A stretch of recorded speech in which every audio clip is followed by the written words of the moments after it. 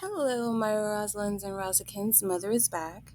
And in this video, I want to talk about the fact that a lot of times, us as brown, cis, dark skin exoticals, and beautiful women in general, we have to often say goodbye to men that are good men, but are not good for us, right? So, this is one of our privileged plights. You know how you meet a man and he is just so sweet and he treats you very, very well, right? But he's lacking certain qualities that you would like in a partner. For example, recently I had to basically distance myself from a good man. He really was. And he was very sweet, but there were some things that I just could not accept in that relationship, right? Such as the fact that he's more unhealthy, even though he was open to living a healthier lifestyle. And I decided that I am on my weight loss journey and that I want to go full throttle in getting to, my ideal weight and my ideal healthy lifestyle journey through habits, right? And discipline. And I felt that him being in my life would be a bad influence because he was not on that same track. The only reason that he started to even consider it was because of me. So I don't want to have a partner that's unhealthy. I don't want to have a partner that I have to worry about possibly, ending up in the hospital because they don't take care of their bodies. And granted, he used to be healthier, but he let himself go, right? And I have also been down that path too. So I totally get it. This is not to judge him or to criticize him, but it's to be honest with myself and what I want and my intentions.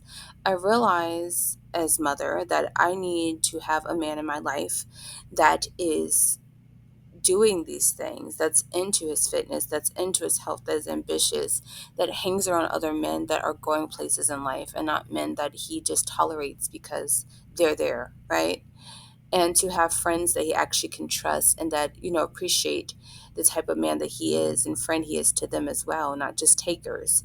So I realized a lot of the things that, you put up with from good men that aren't good for you can still end up giving you the same results as if you dealt with a possessive, toxic, jealous boyfriend, if you really think about it.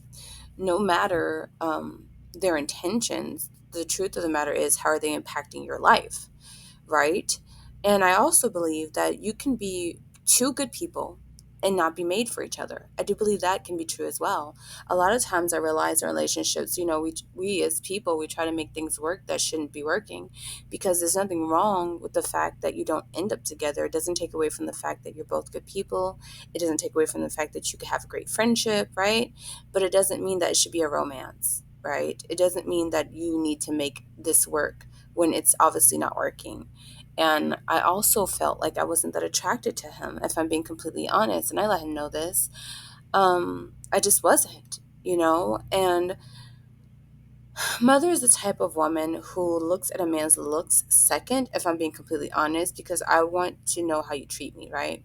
But I also realized that I can't dismiss the attractiveness that I need in a relationship. I think I need both. I want someone I'm attracted to and someone that respects me. And I don't think that that's wrong to want those things because I would hope that a man would want the same for me if he's looking at me as a potential partner.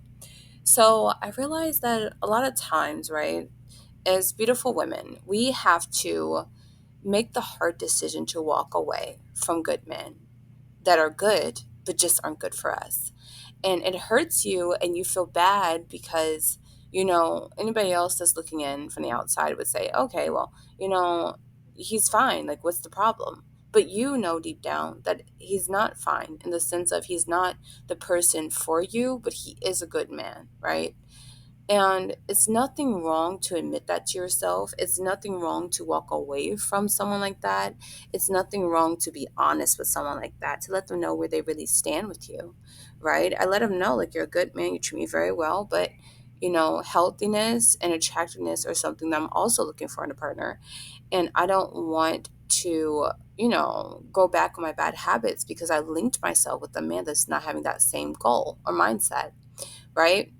And so I just ask you all to really think about, Rosalind's, what it is that you can and can't tolerate, whether a man is treating you well or not, right?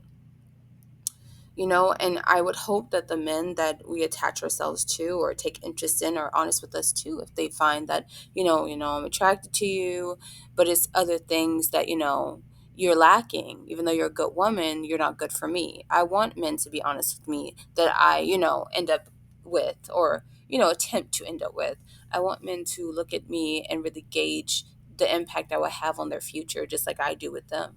Because when you're looking at a partner, whether you're male or female, you have to make sure, right? Or I should say, man or woman, whether you're a man or woman, you should need to make sure that that person is impacting your life in a positive way and not making you second guess the good habits that you have built without them, right?